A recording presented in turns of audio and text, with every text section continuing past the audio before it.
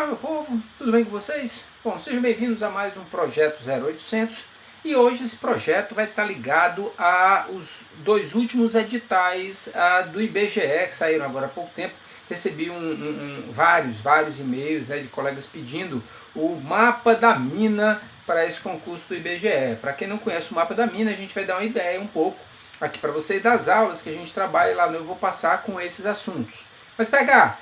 Quem não é do Eu Vou Passar, quem não tem essas aulas, como é que faz? Bom, eu vou dar as dicas aqui também, tá certo? Nesse primeiro passo da nossa aula, a gente vai falar um pouco dos dois editais que a gente tem para esse concurso. E depois tem uma surpresinha para vocês que eu vou comentar daqui a pouco, tranquilo? Vamos dar uma olhada agora no conteúdo programático de cada um dos editais do IBGE. Vamos lá.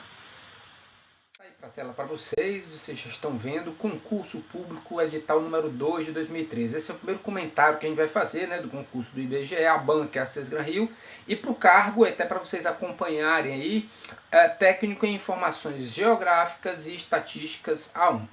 Lá no conteúdo programático está assim para vocês. Então olha só, deixa eu só colocar aqui minha caneta, aqui. A avaliação da habilidade do conteúdo em entender a estrutura lógica das relações entre pessoas, coisas ou eventos, deduzir novas informações e avaliar as condições usadas para estabelecer a estrutura daquelas relações. Vamos dar uma paradinha bem aqui só para a gente explicar um pouquinho para vocês. Esse tipo de conteúdo é muito utilizado pela Fundação Carlos Chagas, pela FCC. Tá certo? Ele fala muito assim, fala um monte de coisa, mas não diz exatamente o que é que ele vai querer, tá certo? Então, normalmente, quando ele trabalha com esses assuntos, o primeiro tópico que a gente vai colocar é a parte de questões lógicas, tá? Já fiquem atentos às partes de questões lógicas. Daqui a pouco a gente vai falar um pouquinho mais sobre isso, tá? Daqui a pouco a gente vai falar só quando a gente terminar aqui o nosso conteúdo, né? Então, fiquem atentos já à parte de questões lógicas. Tá? Agora, continuando. As questões das provas poderão tratar das seguintes áreas. Aqui tá legal, aqui ele vai se dizer exatamente quais são as áreas que podem aparecer. A parte de estruturas lógicas, a parte de lógica de argumentação, a parte de diagramas lógicos. E aí entra a parte de aritmética, a parte de álgebra e a parte de geometria. Pronto, ele diz que podem, as questões poderão tratar desses assuntos. Tranquilo? Então olha só, o que é que eu vou fazer agora? A gente vai abrir aqui uma telazinha em branco. Deixa eu apagar aqui esse aqui e vou passar para o próximo. Pronto, vou falar um pouquinho agora dos cursos que estão disponíveis no Eu Vou Passar para esse conteúdo programático, tá certo? Então olha só, vamos lá. Naquela parte das questões lógicas, eu já coloquei isso aí para vocês. Qual é a ideia que vocês precisam ter nesse momento? Bom, primeiro é o módulo 1 lá do meu curso completo, tá? Eu estou gravando agora um novo curso completo. Esqueçam esse curso nesse momento, vai demorar um pouco para vocês terem uma certa sequência de aula. Nós vamos para o concurso completo de 2010, tá? Curso completo de 2010, ok? 2010. O módulo 1 é que trabalha com essa parte de questões lógicas. E aí, meu amigo, vocês vão encontrar de tudo um pouco. Vocês vão encontrar a parte de datas, você vai encontrar a parte de sequências, associação lógica, verdades e mentiras. Tudo isso pode ser assunto que vai cair na prova de vocês, tá? Depois ele disse aquela parte de estruturas lógicas, associação lógica e diagramas lógicos. Esses três assuntos estão seguidos nos módulos 3, 4 e 5. Cada um com um deles. O módulo 3 é de diagramas lógicos, o módulo 4 é de estruturas lógicas e o módulo 5 é de lógica de argumentação. Aqui cabe um alerta. Se você já está um pouco mais passado na casca do alho desses assuntos, esqueça o módulo 2. Por que o módulo 2? O módulo 2 é o inicial, são os conceitos iniciais. É o que eu falo que é proposição, eu falo que são as equivalências e suas negações, falo de tautologia. Esse módulo é importante para você ver, para que você trabalhe depois com esses outros módulos, módulo 3, 4 e 5. Se você já conhece esse assunto, tá? Então esquece o módulo 2 e parte apenas para o módulo 3, 4 e 5. Da parte de aritmética e geometria, eu aconselho a vocês, não tem no nosso curso completo, mas que vocês procurem um dos dois cursos. Ou o curso de matemática do professor Tiago Pacífico. Lá tem uma partezinha, salvo engano, tem uma parte de matemática, aliás, aritmética, geometria também, tá certo? Tem bem falando, tá no próprio nome do módulo, no nome das aulas vai estar isso aí. Ou do professor Pacífico, que é o pai do professor Tiago Pacífico, também tem um curso de matemática. E aqui eu recomendo a parte de questões. Deem uma olhada lá no índice que vocês vão ver que tem uma parte de questões só da Cesgran Rio. Então vale a pena dar uma olhada nesse cursinho aí, tá certo? Então para esse primeiro edital é isso que vocês precisam dar uma olhada, ok? Vamos dar agora uma olhada no edital número 3, né, também do IBGE, a mesma banca Cesgran Rio, só que agora a gente vai analisar a parte de analista e tecnologista, é um outro edital, é um outro conteúdo programático que nós vamos ver agora. Olha só, noções básicas de lógica. Deixa eu só colocar aqui também meu pincelzinho, pronto. Noções básicas de lógica, conectivos, tautologia e contradições, implicações, equivalências, afirmações, negações e silogismos. Tá? Até aqui a primeira parte. 2. Estrutura lógica de relações entre pessoas, lugares, objetos e eventos. Isso estava também naquele edital anterior. Dedução de novas informações a partir das informações apresentadas. Precisa de outras apresentadas. Salvo engano, tinha alguma coisa parecida. Não sei se estava com a mesma escrita, mas também tinha isso aí. Lógica de argumentação, diagramas lógicos, análise, interpretação e utilização de dados apresentados em tabelas e gráficos. Pessoal, olha só, novamente, um edital um pouco maior, agora tem uma diferençazinha básica aqui para vocês, tá certo? Deixa eu apagar aqui novamente. Pronto. Então, olha só, lá no nosso curso passado, né, no nosso edital passado, nós falamos do módulo 1, aqui nós continuaremos também no módulo 1. Tá certo? O módulo 1 também, por causa daquele texto, estruturas lógicas, aquelas deduções, pode aparecer por isso aí, tá? Aqui, com certeza, o módulo 2, ele fala especificamente essas noções básicas, desculpa, apertei errado aqui, esse acento está errado aqui. Pronto, apaguei. Tá? Aqui sim, especialmente, ele está citando lá conectivos, equivalências, aqui com certeza esse módulo precisa ser visto. Tá? Aqui a gente vai ver também a parte do módulos 3 a 5. Tá certo? Do 3 a 5, certo? Lá do nosso curso completo, tá certo? E da última parte, aquela parte de silogismo já está dentro disso aí, tá? Mas aquela parte que fala de análise de tabelas e gráficos, nós vimos alguma coisinha, tá certo? Não são muitas questões que aparecem isso dentro do nosso módulo 1, tá certo? Dentro do nosso módulo 1. A pergunta que pode ficar agora para vocês, mas PH, é mais ou menos o mesmo conteúdo. E eu explico para vocês. Olha só, pessoal, vocês viram aí pela parte do eu vou passar que é mais ou menos o mesmo conteúdo programático, só que existem algumas diferenças que a gente precisa colocar aqui para vocês. Enquanto no primeiro edital, certo? O edital número 2, lá, ele coloca aqueles assuntos de estrutura lógica, lógica de argumentação e diagramas lógicos, né, álgebra, essa parte de álgebra, aritmética e geometria, você vai ter que ver aí porque está separado, esse está bem nítido, né, parte de matemática, digamos assim, vai estar lá, beleza. Comparando a parte de raciocínio lógico dos dois, a gente precisa ver o seguinte, primeiro, nas provas passadas do IBGE, quando ele colocou esse assunto do edital número 2, ele focou muito na parte de questões lógicas. Aparece outro assunto? Aparece, mas ele focou bem mais na parte de questões lógicas. Por outro lado, quando ele trabalha com aquele edital número 3, ele também coloca questões lógicas, mas ele foca muito mais na parte das estruturas lógicas, na parte da lógica de argumentação, proposições, equivalências, enfim. Esse é o mesmo peso. O estudo é mais ou menos o mesmo, né? Tirando aquela parte de matemática do edital número 2. Porém, como a banca gosta de cobrar, pelo edital número 2, muito mais a parte de questões lógicas, pela parte do edital número 3, muito mais a parte de conceitos de lógica, estruturas lógicas, lógica de argumentação e diagramas lógicos, tá certo?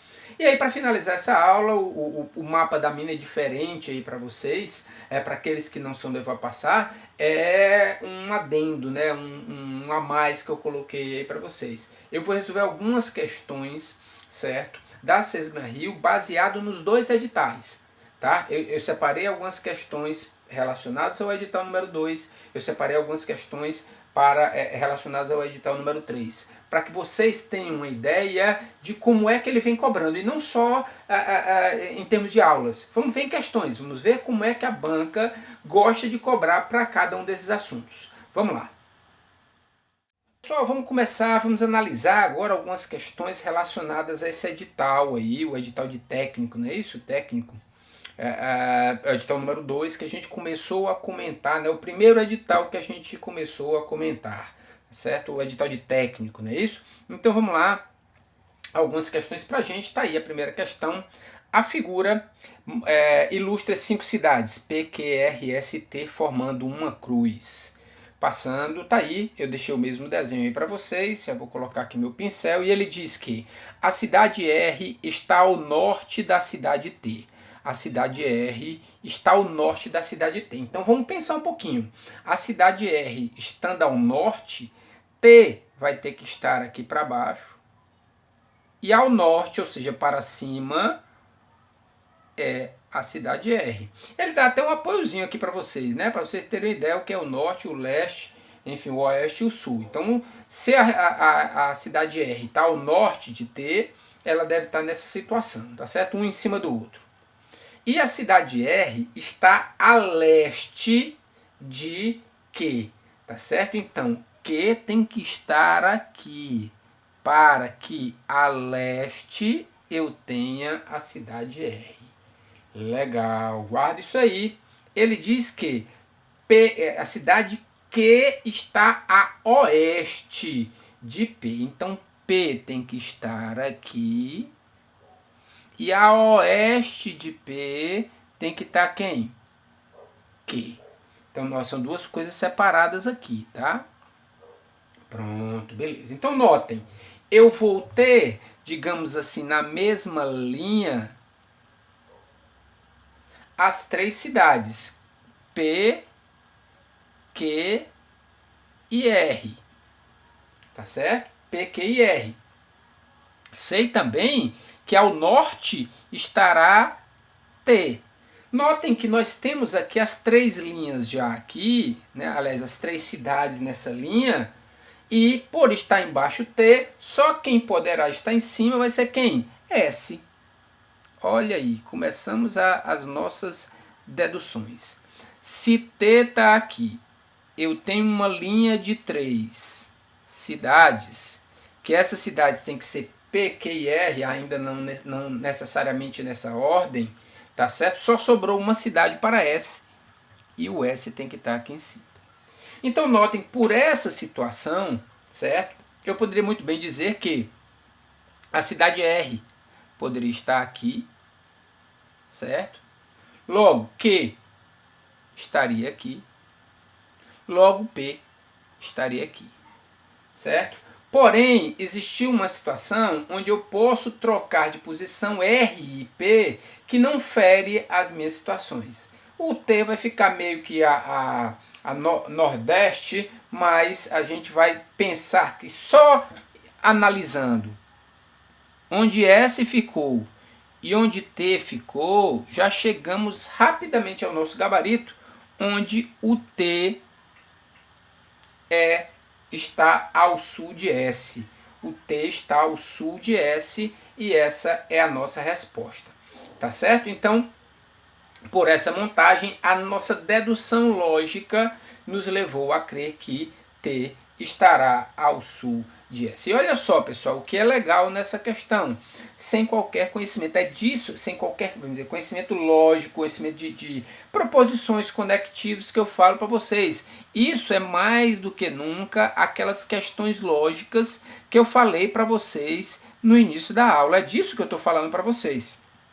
Ele não me pede nenhum conhecimento da parte vamos dizer, da parte teórica, a parte de conectivos, a parte de equivalências ou estruturas lógicas, enfim, qualquer um daqueles assuntos. Eu só preciso parar para pensar e arrumar toda essa situação na nossa figurinha. Tranquilo? Segunda questão. Todos os dias Marli acorda sua filha Ana. Então a Marli acorda. Deixa eu mudar aqui a cor.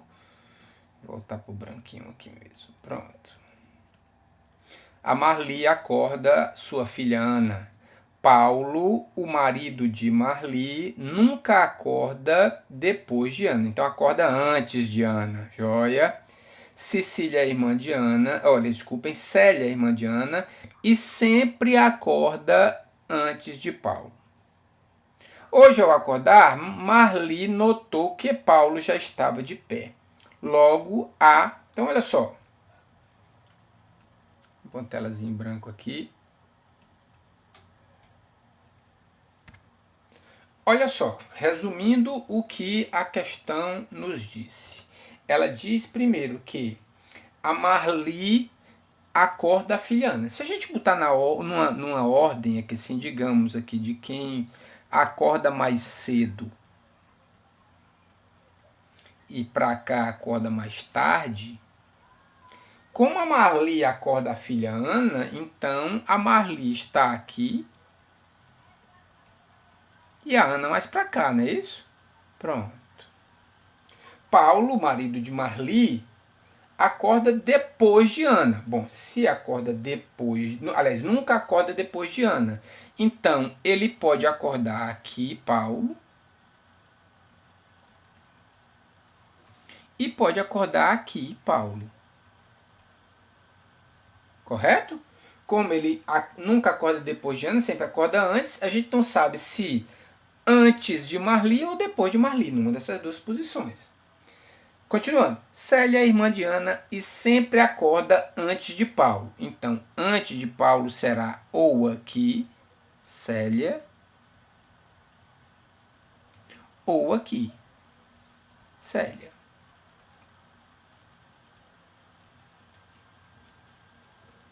Hoje, ao acordar, Marli notou que Paulo já estava de pé. Então, se Paulo já estava de pé, é porque ele acordou antes de Marli. Então, o correto dessa situação seria Célia, Paulo, já que Marli, quando acordou, Paulo já estava de pé, Marli e Ana. Esse seria o formato. E aí ele dá algumas opções perguntando quem foi a primeira pessoa a acordar ou quem foi a última pessoa a acordar. A primeira pessoa a acordar foi a Célia, a última pessoa foi a Ana. A primeira pessoa acordando a Célia nos leva ao gabarito de letra A.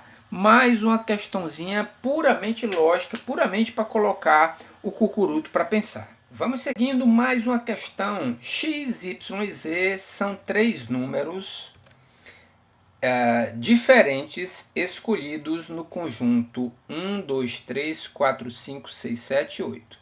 Então, eu vou ter que pegar um desses números e colocar um para X, outro para Y e outro para Z.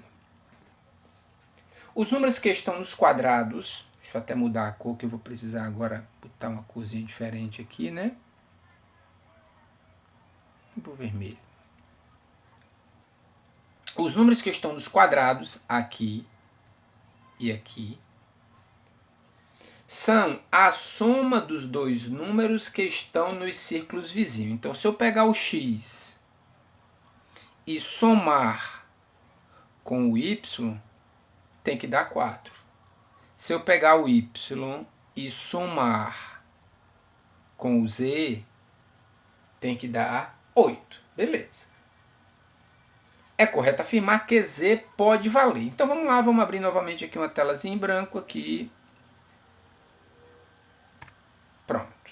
Então olha só, vocês olhando o desenho aí, eu esqueci de falar, mas vocês podem pegar, tem lá o PDFzinho com todas essas questões, tá certo? Eu sei que o X mais o Y tem que dar 4. E que o y mais o z tem que dar 8. Vou ajeitar nesse y que ele ficou feinho.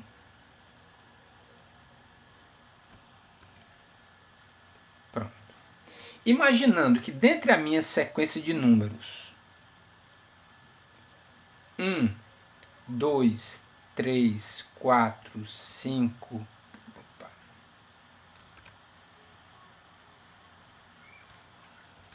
5, 6, 7 e 8, eu tenho que ter essa sequência, certo?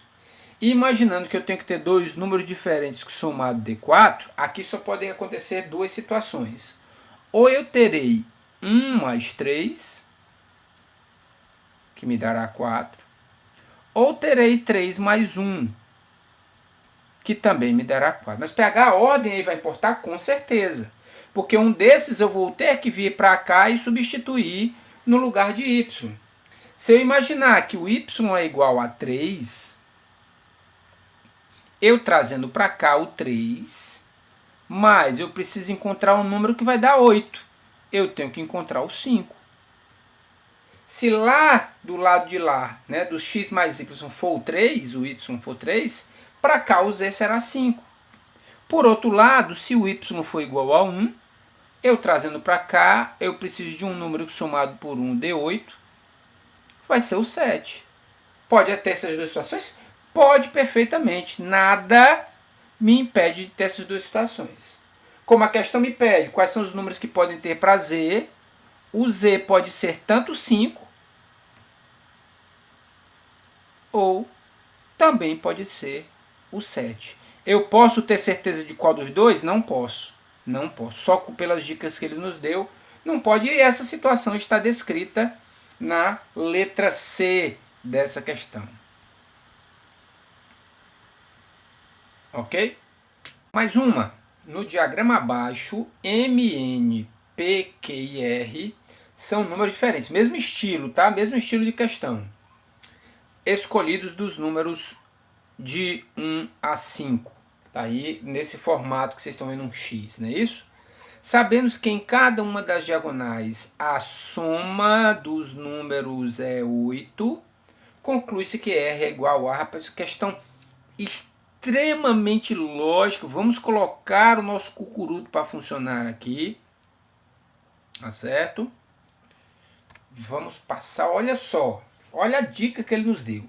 Que a soma, em cada uma das diagonais a soma tem que ser 8. Então, se a gente imaginar as duas diagonais, P mais R mais N, isso aqui tem que ser 8. E M mais R mais Q também tem que ser igual a 8. Meu amigo, olha o pulo do gato agora, meu povo. Olha o pulo do gato. Ele me disse que esses números PQ, aliás, MN, PQ e R são escolhidos entre quem?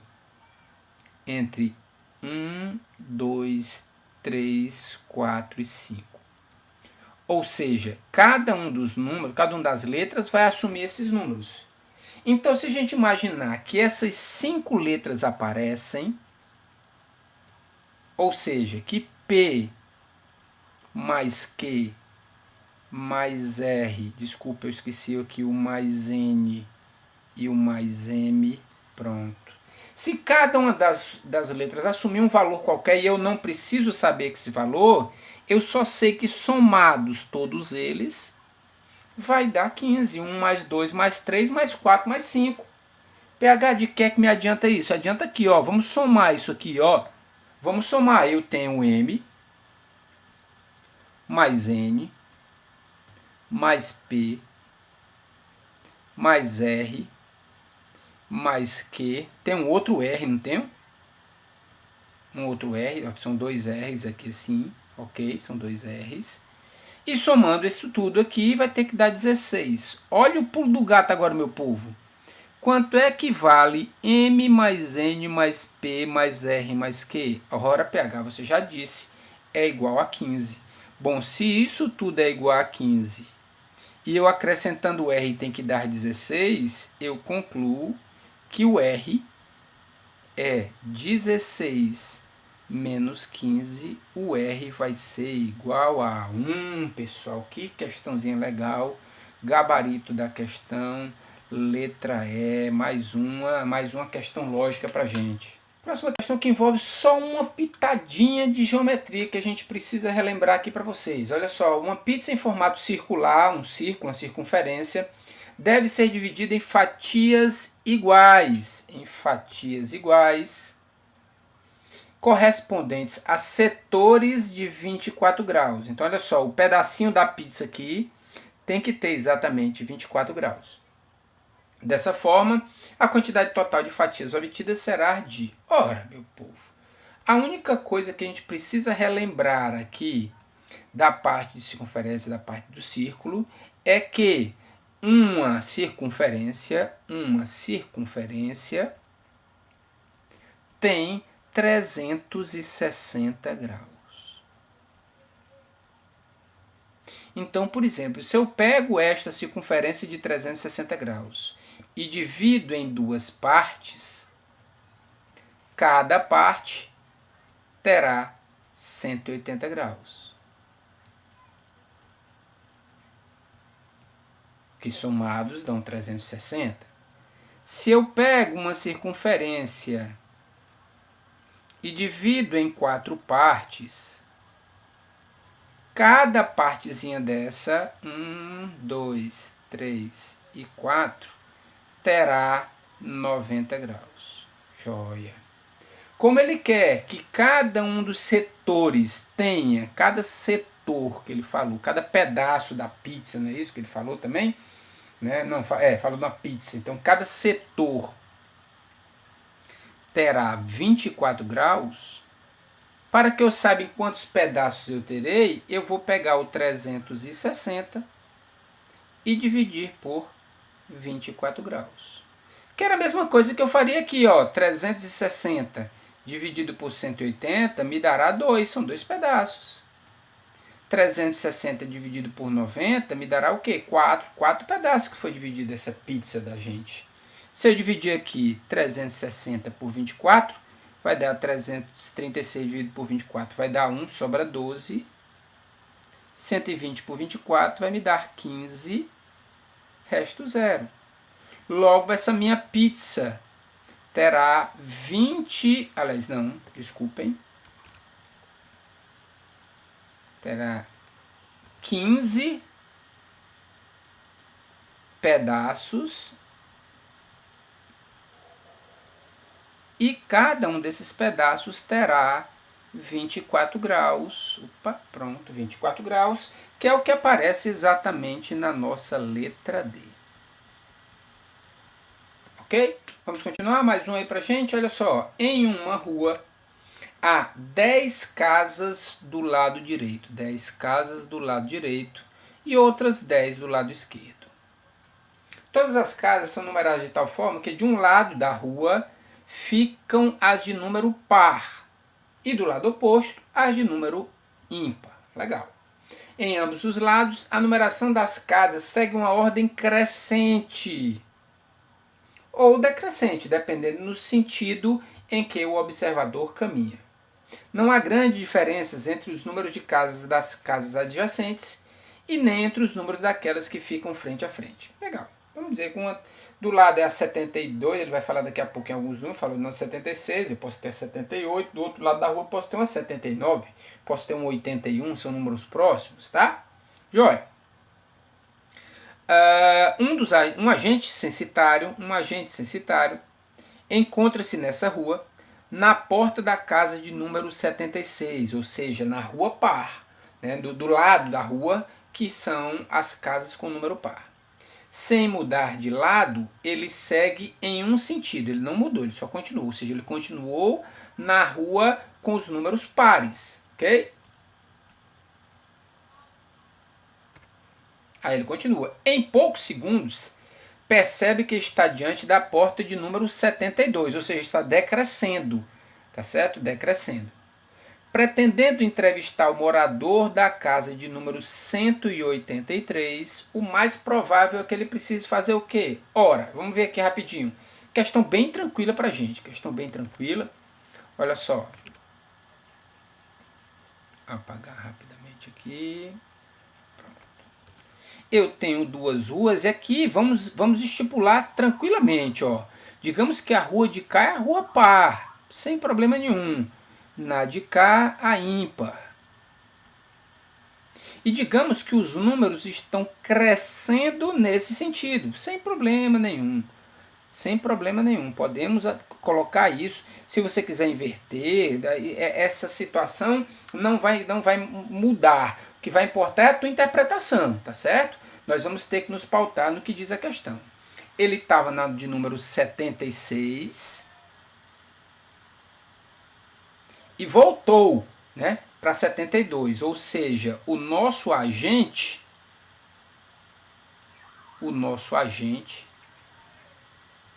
está seguindo nesse sentido, ou seja, no contrário da rua, digamos assim, está diminuindo os números. Ele quer ir para 183. Primeira situação, o 183 tem que estar no lado ímpar, ou seja, ele vai ter que atravessar a rua. E mais do que isso, sabendo que, como ele disse, os números não são tão discrepantes, né, não há grandes diferenças, o 183 deve estar bem para cá. Bem para cá. Por quê? Porque ele tem que se afastar muito do número 176. Então, do número 76. Então ele terá que atravessar a rua e, ao invés de andar no sentido da direita para a esquerda, ele deverá andar nesse sentido da esquerda para a direita até chegar nessa casa, que é exatamente o que fala a letra E. Vamos ler a letra E? A letra E diz que ele tem que andar no sentido contrário, certo? No sentido contrário, ou seja, ele estava indo nesse sentido e agora vai ter que ir nesse sentido. E mais do que isso, mudando de lado, porque ele estava no lado par e veio para o lado ímpar, ok? Portanto, o gabarito da questão é letra E. Um grupo é formado por N pessoas. N pessoas. O valor mínimo de N, para que se tenha a certeza, por favor, grifem essa palavra aí, certeza, de que duas delas fazem aniversário no mesmo dia da semana.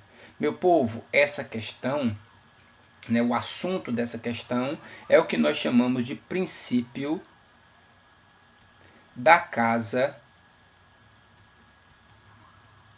dos pombos.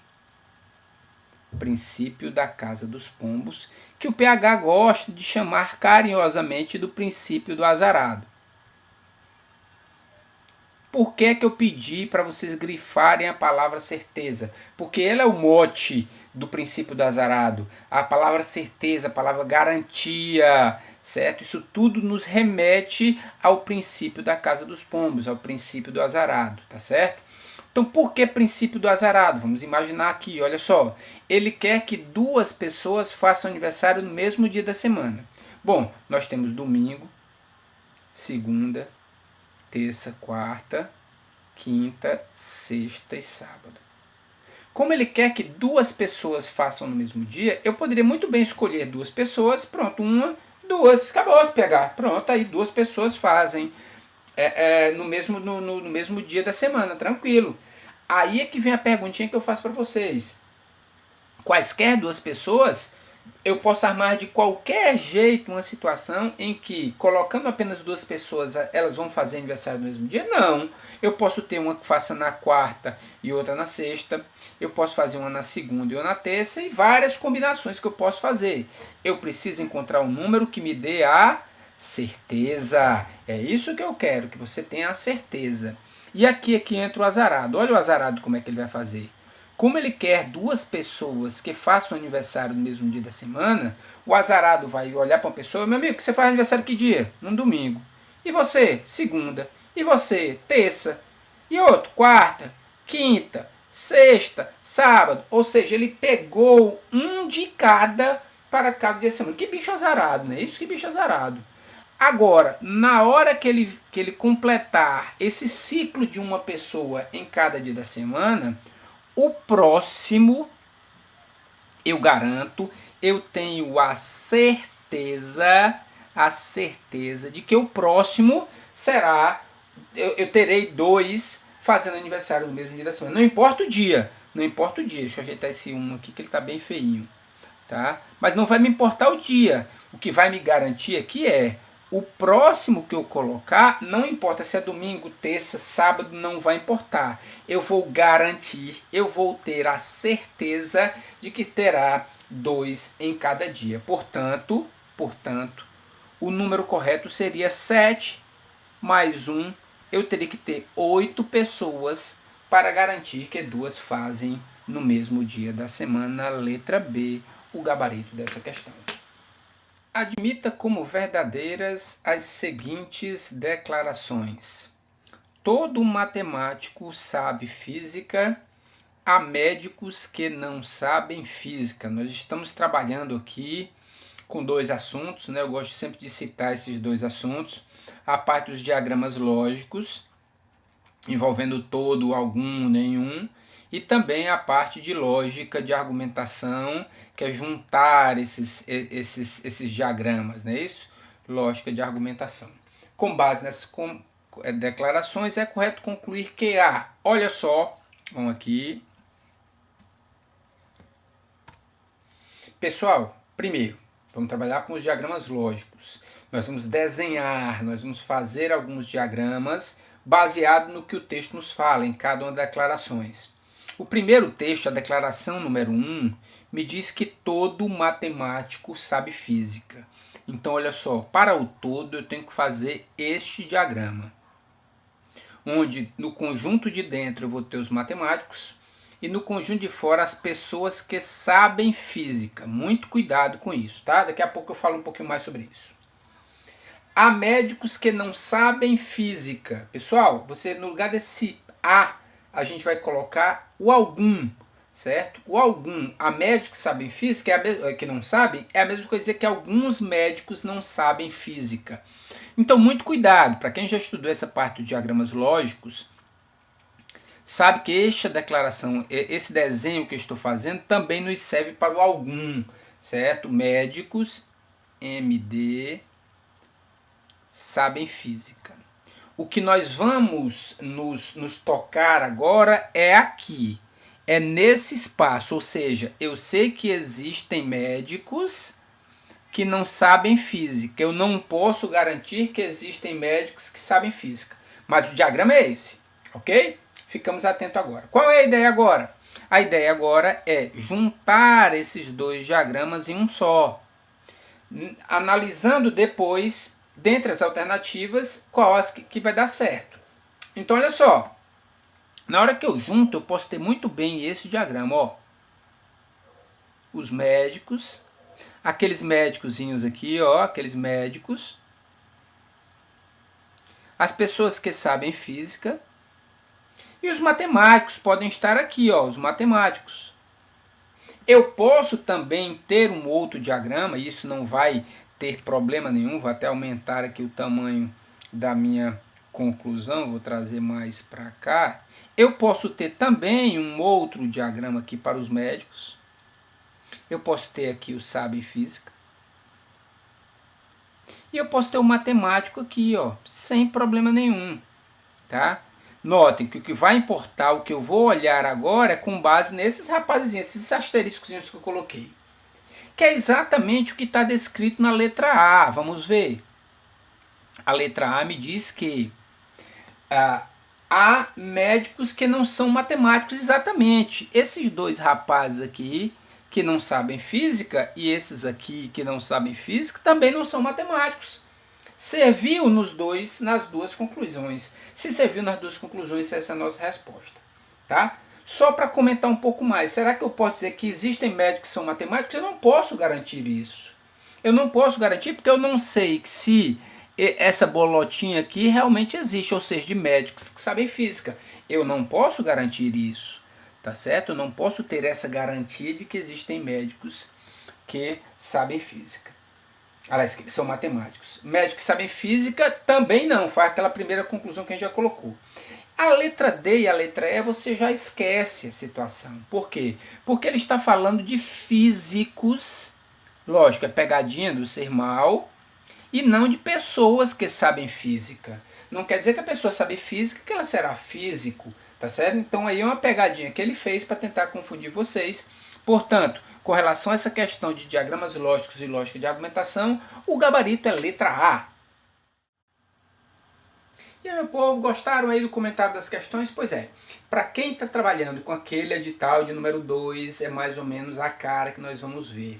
Muito mais questões lógicas e menos da parte dos conceitos de lógica que nós acabamos de ver na última questão aí. Tá certo? Mas não deixem de estudar, porque pode aparecer também. Notem que lá ele falou, os assuntos poderão tratar as questões podem tratar dos seguintes assuntos: estruturas lógicas, lógica de argumentação e assim por diante. Tá certo? Vamos agora então comentar algumas questões daquele outro edital a partir de analista, não é isso? Acho que é analista e tecnologista, não é isso? Vamos lá, vamos dar uma olhada em algumas questões. Bom, comentando agora algumas questões relacionadas ao edital número 3 de 2013, da parte de analista e tecnologista. Vamos lá? Olha só, já entra logo de testa uma questão de estruturas lógicas para a gente, tá certo? Então vamos lá, vamos dar uma lidinha aqui. Se hoje for uma segunda ou uma quarta-feira, Pedro terá uma aula de futebol ou natação. Até aqui, guardemos. Quando Pedro tem uma aula de futebol ou natação, Jane o leva até a escolinha esportiva. Ou seja, esse quando pode ser substituído por o quê, meu povo? Exato, pelo se então, né? Se Pedro tem aula de futebol ou natação, então Jane o leva à escolinha esportiva. Ao levar Pedro até a escolinha, Jane deixa de fazer o almoço. Aqui também corta e aqui também é uma condicional. E se Jane não faz o almoço, Carlos não almoça em casa. São 4 condicionais e ele ainda reafirma isso aí, olha, considerando a sequência de implicações lógicas, uma coisa implica a outra, uma coisa condiciona a outra, ou seja, chamar de implicação é também lembrar de condicional, é lembrar também de condicional, ok? Aí ele diz que se Carlos almoçou em casa hoje, então isso aqui nós vamos tirar como verdade. Isso aqui vai ser verdade, é aquilo que ele está afirmando. Carlos almoçou em casa hoje, então vamos ver o que, é que vai acontecer a partir disso, tá certo? Então olha só, vamos abrir aqui uma telazinha em branco pra gente. Tá aqui ela, opa, tá aqui as alternativas antes, a gente abre uma telazinha em branco. Vão lendo e acompanhando aí, tá? São quatro condicionais, 4 implicações, né? Então ele diz o seguinte, ó, se hoje for uma, deixa eu apagar isso aqui que vai ter mais espaço aqui. Pronto. Se hoje for uma segunda ou uma quarta, não é isso? Então, olha aí, então, Pedro terá aula de futebol ou natação. Joia. Seguindo. Quando Pedro tem aula, ou seja, se Pedro tem aula de futebol ou natação, então Jane leva até a escolinha de futebol, a escolinha esportiva. Então Jane leva até a escolinha esportiva.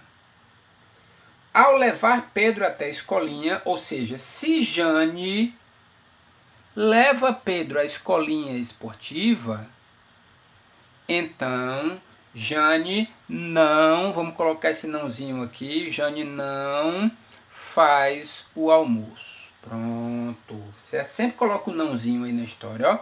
Se Jane não faz o almoço, então o Carlos não almoça em casa.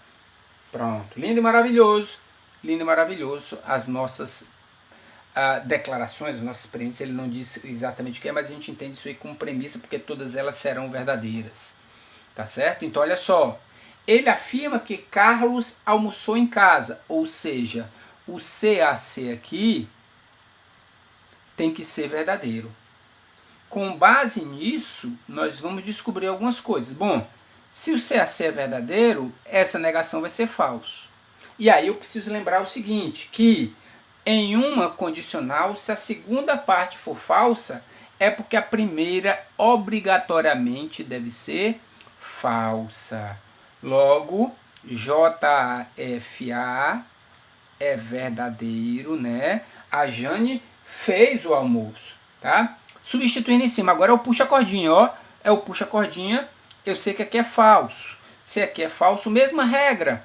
A primeira parte, o antecedente também vai ser falso.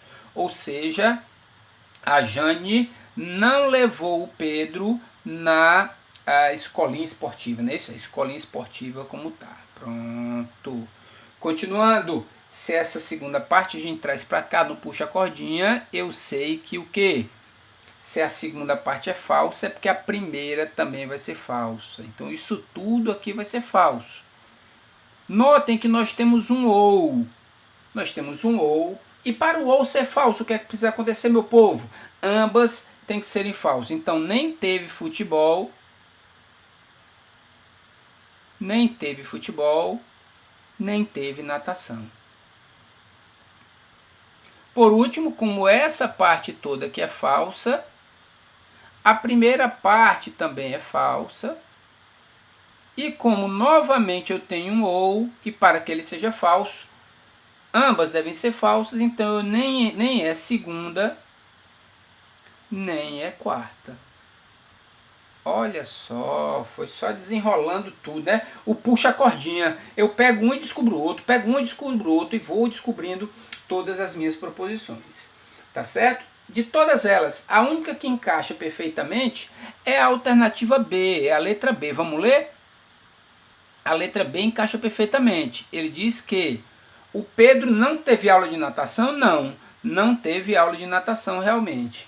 E não é segunda-feira? Exatamente, também não vai ser segunda-feira. Nenhum dos outros itens a gente consegue afirmar com certeza a situação. Tranquilo, pessoal? Gabarito dessa primeira questão, letra B.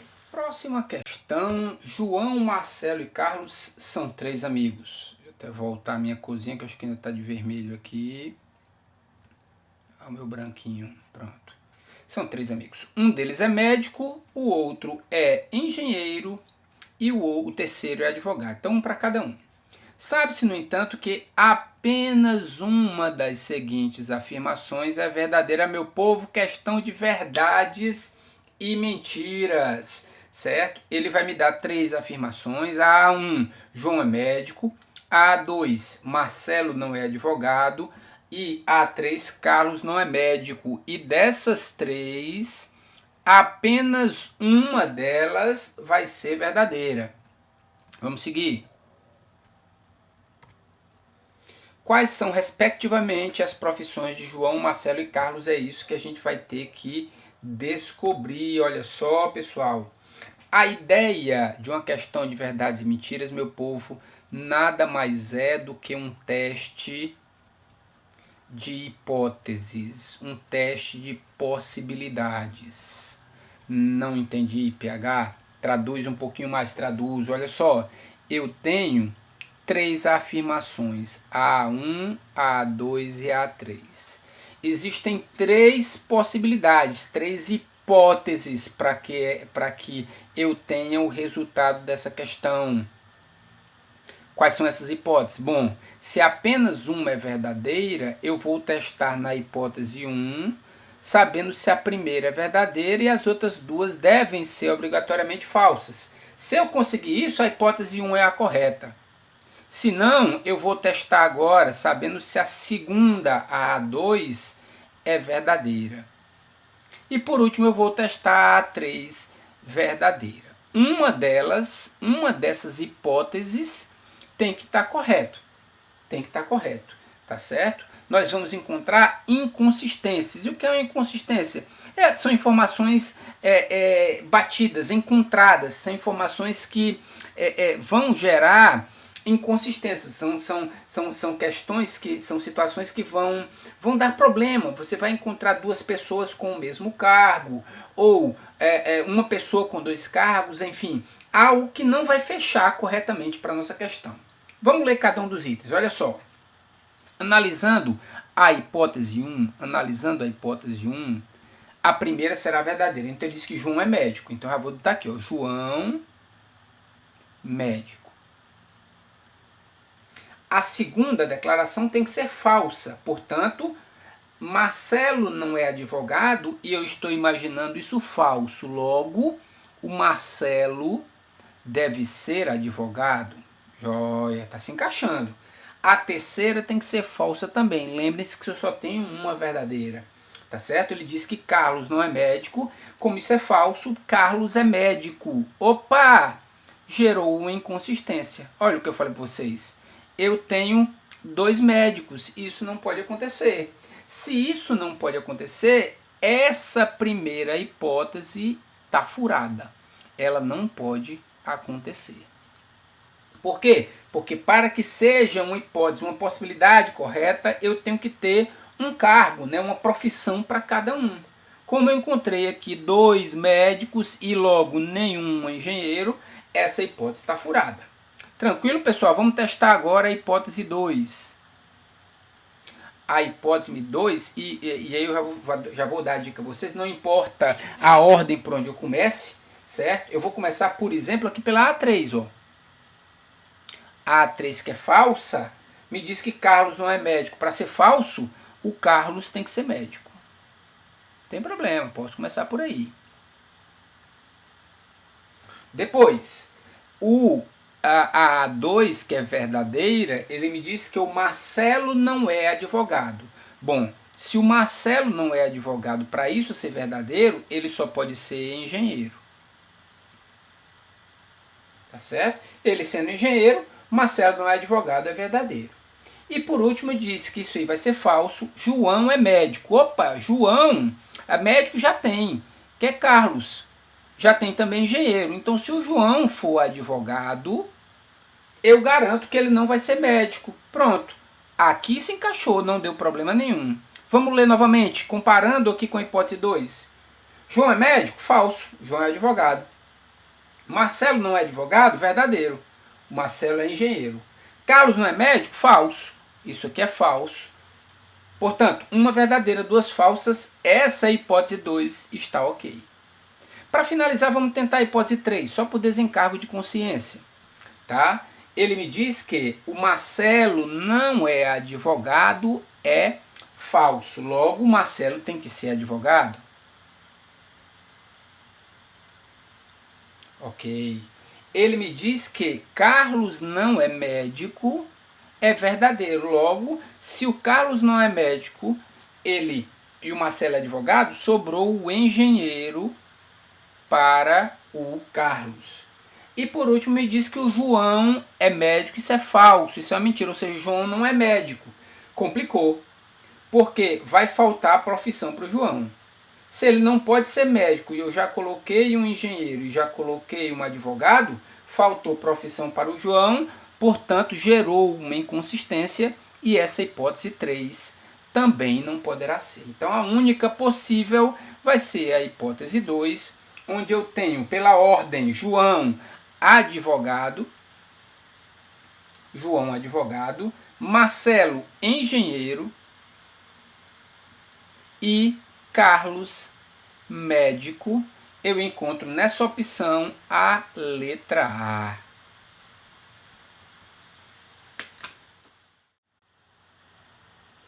Olha só, pessoal, antes da gente olhar a próxima questão, se vocês quiserem dar um pulo, nós vamos falar daqui a pouco, na próxima questão, da negação do todo, do algum não e do nenhum. É uma das questões que falei, no caso é a negação do todo. Se você já viu isso, a gente vai direto dar um avançadozinho nesse vídeo, daqui a pouco a gente vai chegar nessa questão. Se você não sabe ainda do que é que a gente está falando, vai lá no meu blog, vai estar aparecendo aqui embaixo no meu blog, beijo no papaidamamãe.blogspot.com.br. Do lado direito tem assim, arquivos do papai e da mamãe. Você vai procurar o ano de 2010, deixa eu ver aqui direitinho, o mês de fevereiro, e o dia 8 de fevereiro, vai ter uma tabelazinha lá para vocês, certo? Que sabendo aquela tabelazinha, principalmente a parte de negação, vocês vão tirar de letra essa questão. tá certo? Lá tem dizendo assim, proposição com todo, a negação é quem? Pronto, sabendo essa parte da tabelazinha, essa questão vocês tiram de letra, tá? Então fica o aviso aí para vocês, se antes de dar um pause nessa aula, se você ainda tem uma certa dificuldade dessa questão, dá um pause, vai lá no meu blog e dá uma olhada primeiro nessa questão, tranquilo? Vamos comentar agora. Bom, meu povo, tá aí a questão que eu falei para vocês. Se quiser, vai acompanhando a questão junto com a tabelazinha que a gente tem lá do dia 8. Diz o seguinte, ó. A negação de todos os elementos do conjunto A são números positivos. Muito cuidado com a situação dos números positivos aqui, tá? A gente vai chegar agora, vamos abrir aqui uma telazinha em branco pra gente. Pronto, olha só, vamos bastante calma aqui. Ele me pede a negação do todo. Se a gente olhar lá na nossa tabela, a negação do todo vai ser o algum não. Que eu posso até substituir esse algum aqui por pelo menos um. Pelo menos um. Eu posso substituir por existe, sempre lembrando que deve aparecer logo mais à frente o não, tá certo? Então olha só qual é a ideia aqui da minha questão. Ele diz que ele me pede a negação de todos os... Como é? Deixa eu ver aqui de novo aqui nos meus alfarrábios. Deixa eu só voltar aqui. Todos os elementos do conjunto A são números positivos. Então, para que eu encontre a negação desse todo, eu vou fazer assim, ó, alguns elementos, elementos não, né, Paulo? Elementos. Alguns elementos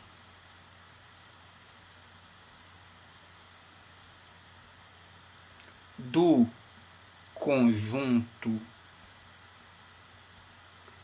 A, olha agora, ó o não entrando agora, ó, algum não, alguns não, alguns elementos do conjunto A não são números positivos. Por que eu falei para vocês para terem cuidado com essa história dos números positivos, tá? Você vai ver que vai ter uma alternativa aí que ele fala em números negativos. Não quer dizer a mesma coisa. Uma coisa é eu dizer que alguns elementos do conjunto A não são números positivos, porque pode entrar o zero, tá certo? E o zero não é nem positivo nem negativo, tá? Então muito cuidado com isso. A interpretação que você precisa fazer é o quê? Negação do todo é o algum não, ou substituir por algum desses termos que podem também indicar, né, o algum. Substituir direto na frase do jeito que está. Alguns, continua o resto, elementos do conjunto A não são números positivos, que é exatamente, salvo engano, eu estou sem o meu alfarrábio aqui, é exatamente o que acontece na letra D, né, no alfarrábiozinho de vocês aí, deve estar aparecendo para você a letra D. Vamos voltar lá, eu vou apagar aqui e a gente volta lá na questão para ler novamente. Olha só.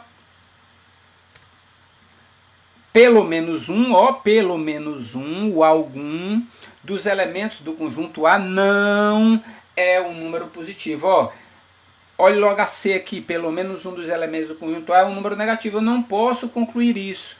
A ideia principal é substituir. Quando ele falar na negação do todo, eu substituo pelo menos um não ou pelo algum, nunca esquecendo do meu não. Algum elemento do conjunto A não é um número positivo, pelo menos um dos elementos do conjunto A não é um número positivo. Gabarito dessa questão, letra D. Hora de equivalência de proposições. Vamos ler. Qual dentre as proposições abaixo é uma proposição logicamente equivalente à negação de P, se então negação de Q? Meu povo, eu tenho uma condicional. na condicional, na equivalência da condicional. Quem já foi meu aluno, já está passado na casca do alho, sabe que nós temos duas saídas. A primeira é o nosso velho e bom inverte-nega, ou seja, eu vou transformar de uma condicional em uma outra condicional. Depois, a segunda situação é o troca pelo ou, onde eu trato, eu tenho uma condicional e vou transformar em uma disjunção. Vamos lembrar, inverte-nega, o que eu faço? Eu vou pegar o segundo elemento, no caso é negação de que, trazer para a primeira parte, negando. Ou seja, eu tinha o negação de que na segunda parte, trouxe para a primeira negando.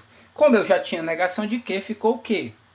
Vou pegar agora a primeira parte, vou levar para a segunda negando. Negação de P é P. Pronto, tá aí. E assim a gente já encontra até o gabarito. Mas vamos continuar para a gente deixar também a regra do troca pelo ou. No troca pelo ou a gente faz o seguinte, olha só, deixa eu só apagar aqui para a gente acompanhar também. A regra é um pouquinho diferente. Vamos lá, vamos ver como é que vai fazer. Olha só, para que eu tenha uma condicional e encontre uma disjunção, o que é que eu faço? Eu vou pegar a primeira parte, negação de P, e vou negar. Vai ficar P. Pronto. Depois vou pegar a segunda parte e vou manter do jeito que ela vai fazer. Negação de que. Pronto. Essas três proposições, negação de P, se então negação de que, a do inverte nega e a do troca pelo ou, todas elas são logicamente equivalentes. Ou seja, se você fizer a tabela verdade dos três, a tabela verdade dos três vai ser igual.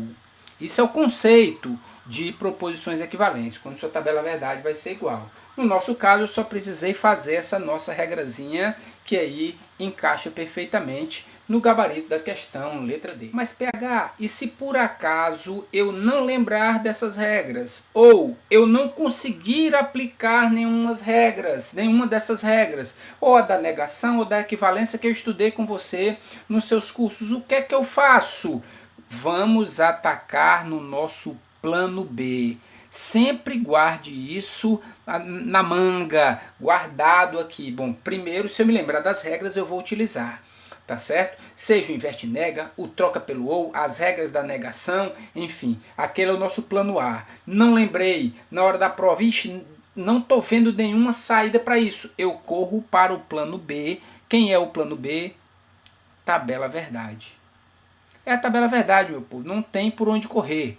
A gente vai guardar. Por quê? Porque dá um pouco mais de trabalho fazer a tabela verdade, tá certo? Mas nesse nosso caso, dadas duas proposições lógicas P e Q, tem-se que a expressão negação de P ou Q e negação de Q ou P é logicamente equivalente. Nós não vamos conseguir encontrar uma regra para isso daí, tá certo? Nós não vamos conseguir encontrar uma regra. Então, como é que nós vamos atacar? Pela tabela verdade. Vamos lá? Vamos ver a tabela verdade? É isso aí. Passei. Então vamos lá. Lembrando, eu tenho duas proposições, P e Q. P e Q. Logo eu terei o que, meu povo? Quatro linhas. Quatro linhas V, V, F, F. E depois VF, VF. Joia, joia, pronto, quatro linhas. Agora eu vou montar e eu vou querer encontrar lá no final. Pessoal, eu estou sem o meu alfarrábio, eu vou ver novamente aqui. Ele quer negação, opa, passei errado. Negação de P ou Q. Vou deixar até anotado aqui, ó. Negação de P ou Q. E ele quer chegar a isso aqui. Negação de Q ou P. Pronto. Ele quer chegar nisso aqui.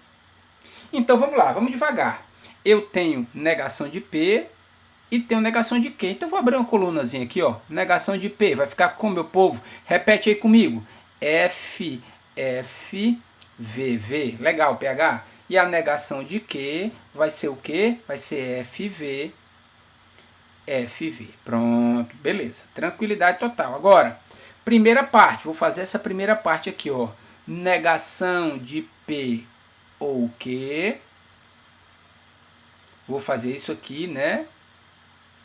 Olhando para essas... Tá, ficou feio aqui. Deixa eu apagar isso aqui. Pronto. Negação de P ou Q. Pronto, tá aqui. Negação de P e Q. Vamos lá? No ou, só será falso quando ambas forem falsas. Então, V ou F, F ou V, V, F ou F, F, V ou V, V, V ou F, V. Perfeito. Guarda ela aí. Guarda ela aí. Vamos pegar agora e fazer a segunda parte, ó. Negação de Q ou P. Negação de Q ou P.